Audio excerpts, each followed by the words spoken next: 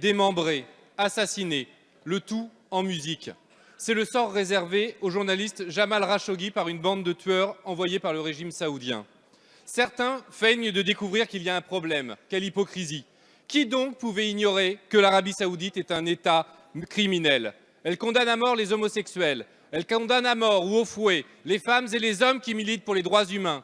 Elle finance la propagation d'un islamisme obscurantiste qui a formé, forme et formera encore les viviers dans lesquels les groupes terroristes recrutent leurs fanatiques. Elle mène au Yémen une guerre ignoble. Les ONG alertent depuis des mois. Les experts des Nations Unies sont formels. Des centaines de crimes de guerre y sont commis. Bombardements contre les civils et les humanitaires, viols, enlèvements, assassinats.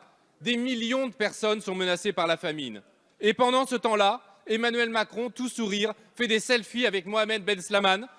Il l'invite même à Paris le 11 novembre. Quelle lâcheté! Pendant ce temps-là, la France livre des armes. Quel cynisme! Depuis des mois, nous vous interpellons à l'oral, à l'écrit, dans l'hémicycle, en commission. À chaque fois, vous noyez le poisson. Aujourd'hui, ça suffit les faux fuyants, ça suffit la mauvaise foi. Ces ventes d'armes sont une ignominie. Ce business pue le pétrole, l'argent, les dollars et le sang. Il est honteux, il est illégal et criminel. Les flatteries d'Emmanuel Macron sont écœurantes. Il est temps que tout cela cesse. Tout le monde sait que l'Arabie saoudite achète le silence de la France. C'est ce silence qu'Emmanuel Macron a choisi hier face à la presse. Monsieur le Premier ministre, combien de morts faudra-t-il pour arrêter ces horreurs? À combien de milliards estimez-vous l'honneur de la France? Dites-nous, jusqu'à quand nous devrons vivre avec cette honte sur nous? La parole est à Madame Florence Parly, ministre des Armées. Monsieur le Président, Mesdames et Messieurs les députés, Monsieur le député, ne mélangeons pas tout. D'abord, il y a le meurtre de Jamal Khashoggi. C'est un meurtre. C'est un meurtre qui a été commis sur un journaliste. C'est donc aussi une atteinte épouvantable à la liberté de la presse. Et c'est donc extrêmement grave. Et c'est la raison pour laquelle nous réclamons, la France, avec ses partenaires européens, nous réclamons que toute la lumière soit faite. Nous réclamons qu'une enquête crédible soit réalisée, que les responsabilités soient clairement identifiées. Et c'est sur la base des conclusions de cette enquête que nous tirerons nos propres conclusions et que des décisions seront prises. Alors, deuxième sujet que vous évoquez, c'est la situation au Yémen. Ce pays est ravagé par la guerre civile, il est ravagé par le terrorisme. Ce sont les civils qui payent le plus lourd tribut. Et ce conflit, en effet, dure depuis trop longtemps. Et croyez bien que le gouvernement en est pleinement conscient.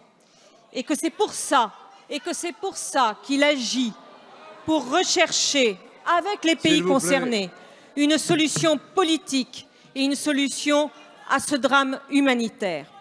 Et puis enfin, il y a les exportations d'armement. Et je voudrais mettre un terme à une fiction. Non, on ne vend pas des armes comme on vend des baguettes de pain. La règle est claire. La règle, c'est que toute vente d'armes est interdite, sauf autorisation express. Et cette autorisation express, comme vous le savez, Mesdames et Messieurs les députés, elle est le fruit d'un examen extrêmement rigoureux, d'un examen au cas par cas, qui rassemble plusieurs ministères et qui évalue très précisément tous les risques. Alors ne mélangeons pas tout. Voilà, donc je viens de poser une question, la ministre m'a répondu. Dans le jeu des questions au gouvernement, on n'a pas le droit de lui répondre dans l'hémicycle, donc on va le faire par vidéo, et cela va permettre de démonter un certain nombre de ces mensonges. Premier élément, nous ne mélangeons pas tout. En Arabie Saoudite, c'est une monarchie absolue.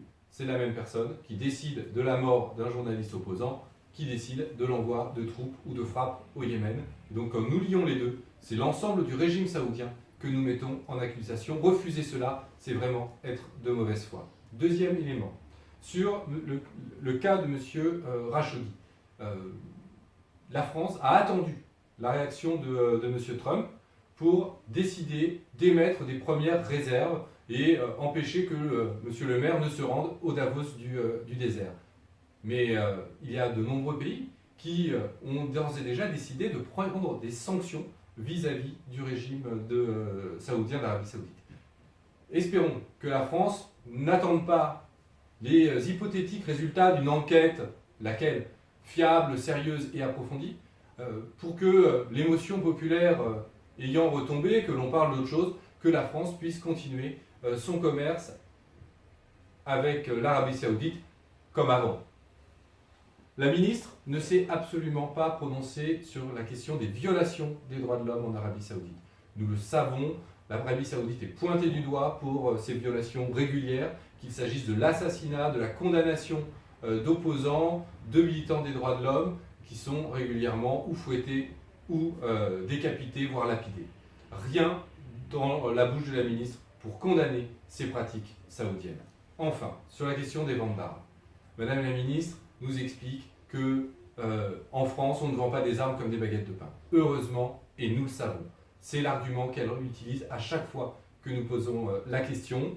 Et donc, ce contrôle pointe une responsabilité. C'est le Premier ministre qui, au final, autorise ces ventes d'armes. C'est donc le Premier ministre et donc la France qui sont responsables que ces armes aillent en Arabie Saoudite et l'Arabie Saoudite servent dans la guerre au Yémen. Donc, il faut bien se mettre dans la tête que, justement, parce que nous ne vendons pas des armes comme des baguettes de pain, c'est la responsabilité de l'État qui est engagée. Et là-dessus, la ministre n'a apporté aucune réponse au fait que nous vendons des armes à l'Arabie Saoudite alors que celle-ci commet des crimes de guerre au Yémen et que c'est en contradiction avec les traités internationaux que nous avons signés. Bref, une fois de plus, sur ce sujet, la ministre n'a apporté aucun élément de réponse et une fois de plus, la France a fait silence devant l'Arabie Saoudite.